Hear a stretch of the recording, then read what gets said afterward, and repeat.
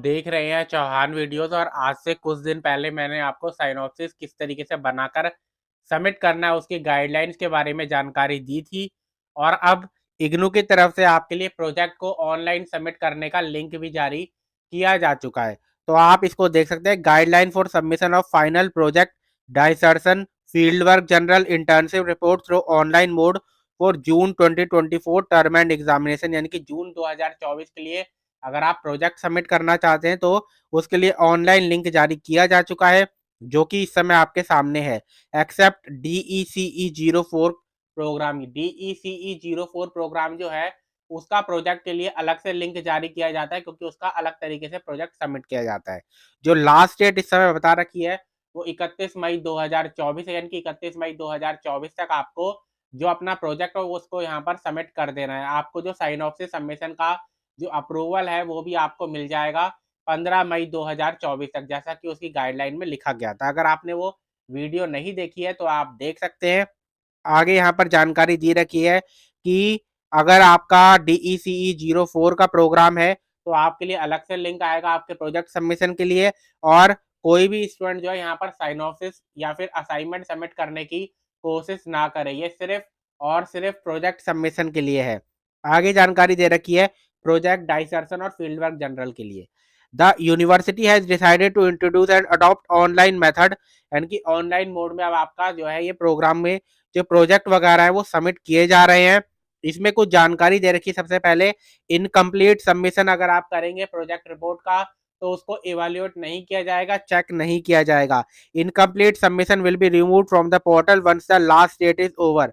और फिर से आपको अपना जो प्रोजेक्ट है उसको सबमिट करना होगा, यानी कि अगर आपका प्रोजेक्ट इनकम्प्लीट है और आप सबमिट कर देते हैं तो लास्ट डेट ओवर होने के बाद उसको निकाल दिया जाएगा, हटा दिया जाएगा और आपको एक बार फिर से अपना प्रोजेक्ट को सबमिट करना पड़ेगा।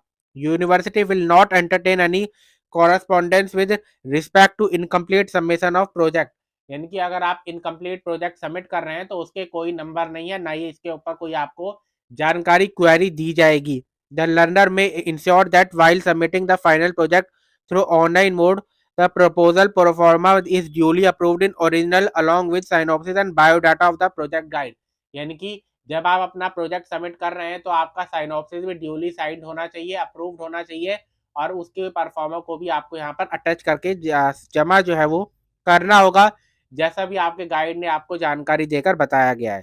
The learner may ensure that while uploading the project through online mode scan pages are clear, यानी कि स्कैन पेजेस जो है वो अच्छी तरीके से साफ होने चाहिए ताकि उनको आसानी से देखा जा सके।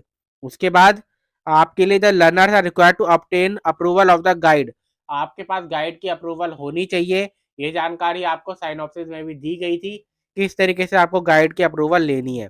उसके बाद learner must ensure while uploading the field work general, आप जब फील्ड वर्क जनरल सबमिट करेंगे तो उसमें इंटरनल असेसमेंट मार्क्स जो होते हैं वो आपके जो स्टडी सेंटर होता है वो सबमिट करता है। उसके बाद आपको जो फर्स्ट पेज बनाना है वो कुछ इस तरीके से बनाना है, जिसमें आपका पहले title of the project, name of the learner, फिर प्रोग्राम कोड, आपका इनरोलमेंट नंबर, उसके बाद आपका रीजनल सेंटर का कोड, आपका कोर्स कोड और फिर मोबाइल नंबर और ईमेल आईडी आपको यहाँ पर लिखनी होगी।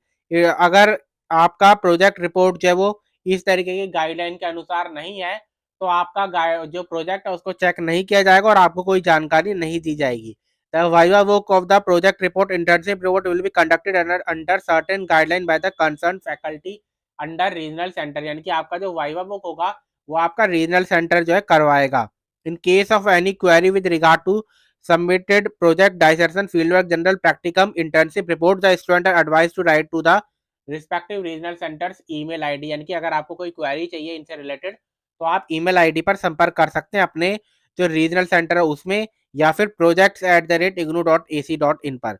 यहाँ पर यह भी जानकारी दे रखी है कि जनवरी 2023 से आपके लिए 4 क्रेडिट का अगर आपका प्रोजेक्ट है तो उसमें 300 रुपए की फीस है और 4 क्रेडिट से ऊपर का प्रोजेक्ट के लिए 500 रुपए की फीस है।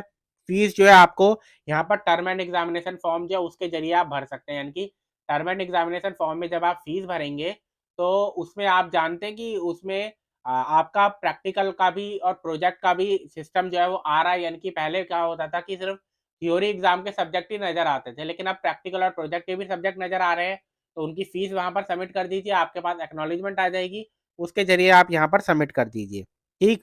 उसके बाद यहाँ पर जानकारी दे रखे थे student must submit the copy of the receipt of fee paid, यानी कि आपको जो फीस आपने पे की है उसकी हार्ड कॉपी भी आपके पास होनी चाहिए और आपको वो सबमिट भी करनी होगी। उसके बाद आगे लिखा हुआ है आप कंटिन्यू करना चाहते हैं तो यस अगर आपको सबमिट करना है, और उसके बाद प्रोसीड टू अपलोड प्रोजेक्ट, और उसके बाद फिर आपको प्रोजेक्ट जो है वो उसको अपलोड यहाँ पर कर देना है। तो जैसा कि मैंने बताया था आपको कि साइनॉप्सिस के ऊपर भी आपका प्रोजेक्ट के ऊपर भी ऑनलाइन लिंक आएगा, वो अब आ चुका है। पहले आप अच्छी तरीके से पढ़ लीजिए साइनॉप्सिस कैसे बनाना है, उसके बाद प्रोजेक्ट बनाइए, उसके बाद इसको सबमिट कर दीजिए। तो आज की वीडियो में इतना ही। वीडियो आपको पसंद है तो वीडियो को लाइक जरूर कीजिए, शेयर जरूर कीजिए।